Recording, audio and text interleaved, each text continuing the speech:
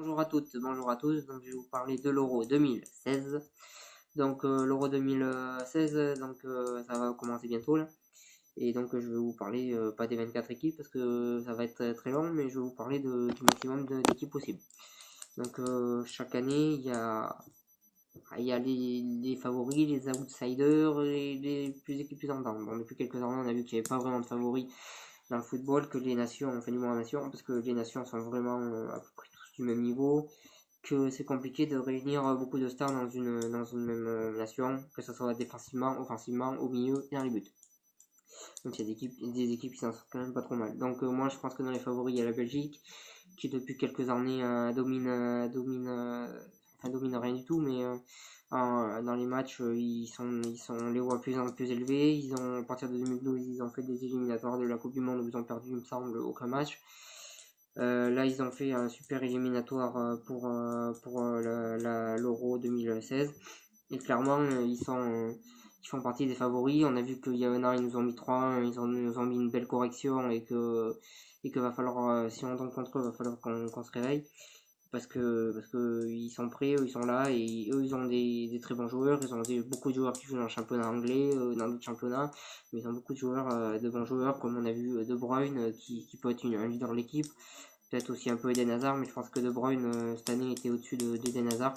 Donc je pense que De Bruyne sera peut-être plus un leader que Eden Hazard, même si Eden Hazard ça reste un bon joueur. Donc il y a beaucoup de bons joueurs, je ne vais pas tous citer parce que ça va être long, mais enfin la Belgique, moi je les vois bien, pour moi c'est presque les favoris, je les vois bien minimum en demi parce que c'est une très très forte équipe. Ensuite, moi dans les favoris je vois l'Allemagne parce que l'Allemagne sont toujours favoris. Toutes les compétitions qu'ils jouent, on les voit toujours comme favoris. Même si à la fin ils sont pas là, pour moi ça reste des favoris. Pour moi ils sont toujours favoris, même s'ils ont fait un tour préliminaire, enfin de qualification pas terrible pour l'Euro. Pour moi l'Allemagne est toujours favori. Donc voilà. Donc je cite aussi comme favori. Puis la troisième équipe que je vais citer comme favori, je finis trop des yeux. La troisième équipe que je vais citer comme favori, c'est la France parce qu'on est à domicile et qu'on sait que la France est gagnée à domicile. Elle l'a fait en 84 pour l'Euro et elle l'a fait en 98 pour la Coupe du Monde. Donc on sait qu'on est prêt à domicile, on est là et on va répondre présent cette année. Donc on sait qu'on peut gagner, surtout qu'on est entraîné par un entraîneur qui a tout gagné en tant que joueur, qui est Didier Deschamps, qui a tout gagné et qui sait ce que c'est la culture de la gagne et qui est capable d'emmener les joueurs, qui sait transcender les joueurs et les faire devenir ceux qui sont bons, les faire devenir très bons dans un laps de temps très court. Donc moi je vois les trois favoris. Ensuite en outsider, moi je vois l'Espagne. Parce que l'Espagne, bon là il y a eu beaucoup de grandes stars qu'ils n'ont pas sélectionnées. Ils ont fait un gros coup de poker là, l'entraîneur. Donc peut-être que c'est bien, peut-être qu'il a vu qu'il avait une chance en enlevant tous les joueurs qui finalement étaient un petit peu en fin de cycle. Donc peut-être qu'il a raison et peut-être que derrière l'Espagne va répondre présent, mais il va faire voir que cette nouvelle génération peut faire quelque chose, même si l'Espagne depuis 2014 on a vu que c'est un petit peu l'effondrement, qu'ils ont perdu, qu'ils sont passés de tout gagner à un peu tout perdre on va dire. Mais voilà, il y a Casillas qui baisse énormément de niveau. Je pense qu'il devrait être gardien numéro 2. Enfin moi j'adore ce gardien, c'est un des meilleurs gardiens du monde, mais je pense qu'il devrait être gardien numéro 2 pour l'Euro parce qu'il a plus sa place comme premier gardien, même si malheureusement j'aimerais bien qu'il soit premier gardien. Mais pour moi l'Espagne, va falloir compter quand même un petit peu sur eux. Ensuite, moi comme outsider, je vois le Portugal, emmené par Cristiano Ronaldo. Cristiano Ronaldo, il sait être là dans les grands matchs. Il a des coéquipiers quand même. On a vu qu'il y a des jeunes là qui arrivent, ils sont pas tous sélectionnés malheureusement, mais qui arrivent au Portugal et qui sont de plus en plus au top. Et je pense qu'ils peuvent aller. Je pense pas qu'ils puissent la gagner, mais aller en quart, en demi. Moi, je vois bien y aller. Ensuite, moi je vois l'Italie parce que même s'ils ont beaucoup de blessés, moi l'Italie c'est comme l'Allemagne. C'est l'équipe qu'on n'attend jamais su. Pour moi, c'est une équipe, j'ai l'impression d'avoir 40 ans quand je dis ça, mais pour moi, c'est une équipe qui au final est toujours là, même si on les attend pas. L'Italie.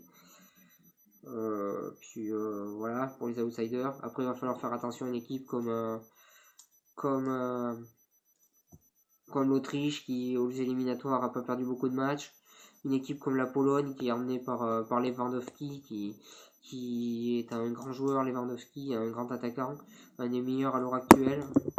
Et en fait, c'est pas le meilleur, mais je pense qu'il est dans le top 5 des attaquants. Je parle des attaquants de pointe, pas des attaquants sur le côté.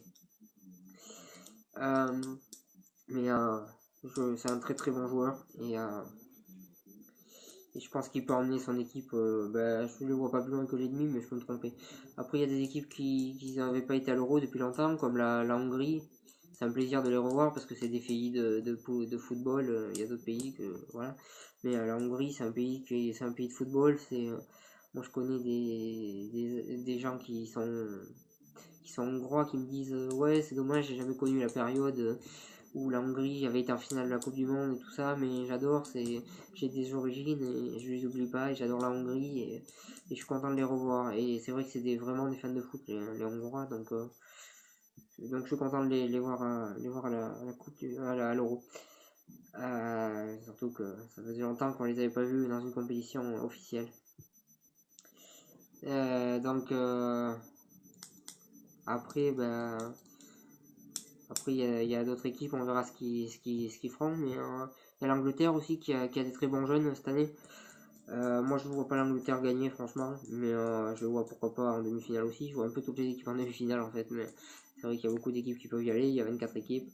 Mais peut-être que l'Angleterre fera quelque chose. Je sais pas, on verra. Après, moi, je voulais parler aussi de passer de 16 équipes à 24. Moi, je trouve que c'est beaucoup trop 24 équipes pour un Euro 2016. Après, je sais pas, peut-être qu'à l'époque, Platini et sa bande avaient décidé ça. Mais 24 équipes, c'est beaucoup trop pour un Euro. 16, ça suffisait. Bientôt, on va avoir 62 équipes, c'est n'importe quoi. Je pense que pour pouvoir augmenter, là, parce qu'il y a vraiment trop d'équipes, bientôt, on va faire des Euros, ça va être trop long. Donc, là, faut arrêter. 16, c'était bien. Là, ça commence à être trop. Ça devient un peu ridicule. Même si ça enlève rien aux pays qui sont qualifiés. Ils sont mis à 24 équipes. Ils méritent d'être qualifiés. Bravo à eux. Il n'y a pas de souci. Mais moi, je trouve que 24 équipes, ça fait vraiment trop. Et 16 équipes, ça aurait largement suffi. Et c'est dommage. Moi, maintenant, je voudrais parler des stades. Donc, les stades... faut savoir qu'ils ont tous été refaits pratiquement, sauf le Parc des Princes qu'ils n'ont rien fait à part les bancs et le Stade de France, parce que on ne sait pas pourquoi, mais les villes, les stades de la capitale, eux ils n'ont pas de soucis, ils n'ont pas besoin de refaire leur stade pour accueillir l'Euro, alors que les autres villes, il faut qu'ils refassent des stades. Je sais pas, Paris a toujours un traitement de faveur en France, j'ai jamais compris vraiment pourquoi, c'est un peu dommage. Et voilà, c'est dommage parce que eux, ils n'ont pas refait leur stade et ils accueillent et les autres équipes ont dû refaire leur stade. Bon, c'est pas très gênant parce que Lille voulait le faire, donc ça leur a permis de le faire. Pareil pour Lyon. Après, je pense pas que Lens, ça les avance à grand chose de refaire un stade, surtout qu'ils sont en D2 et qu'ils ont des problèmes financiers. Enfin, je suis pas sûr que ça les aide beaucoup, mais bon, bref. Après, il y a des magnifiques stades comme à Bordeaux qui sont jamais remplis, c'est dommage parce que c'est des magnifiques stades. Le stade Vélodrome, il est vraiment trop grand, je pense qu'ils auraient dû faire plus petit parce que là, pour le remplir, c'est remplir 67 000 personnes avec les résultats de l'OM à l'heure actuelle. Déjà, je pense que même s'il serait premier, le stade aurait du mal à être plein. Mais bon, bref. On verra, mais c'est vrai que les stades sont vraiment trop grands. Moi, je prends toujours l'exemple du stade de la Juventus. Il fait 40 000 et il est plein à tous les matchs. Donc il vaut mieux un stade petit et plein qu'un stade grand et vide. Donc pour moi, les stades sont vraiment trop grands. Après, on dit le confort, pas le confort. On dit des passionnés de foot, je pense que le confort, t'en as rien à foutre. Mais bon, en France, on n'est pas non plus le pays de vrais passionnés de foot comme à l'étranger. Je pense qu'on n'est pas au top des passionnés de foot. On voit bien, les gens changent de club. Les gens se clashent entre eux alors qu'il y a des vrais supporters comme moi. Que sur les réseaux sociaux on dit t'es pas un vrai supporter, je suis désolé, je suis un vrai supporter. Ça fait plus de 12 ans que je supporte le Real, l'Olympique de Marseille et Benfica. Donc moi je suis un vrai supporter, je voulais répondre à ça d'ailleurs, parce que moi je suis un vrai supporter. Et je pense pas que c'est bien de me clasher. D'ailleurs pour l'Euro, je suis à fond derrière l'équipe de France. Mais il y a aussi d'autres équipes que j'aime bien, mais c'est l'équipe de France en premier. Après, il y a l'Espagne en deuxième, le Portugal en deuxième et l'Espagne en troisième. Mais je reste un grand supporter de l'équipe de France et bien sûr que je suis pour mon pays. Même si j'ai des origines aussi portugaises. Ouais. Donc voilà. Et puis, je voulais m'excuser de la qualité de la vidéo parce que là il fait vraiment très noir, donc du coup la vidéo est pas très claire. Et puis j'ai un peu de noir en plus pour ajouter le tout. Désolé pour la qualité de la vidéo, j'espère que vous avez aimé cette vidéo et je vous souhaite une bonne continuation.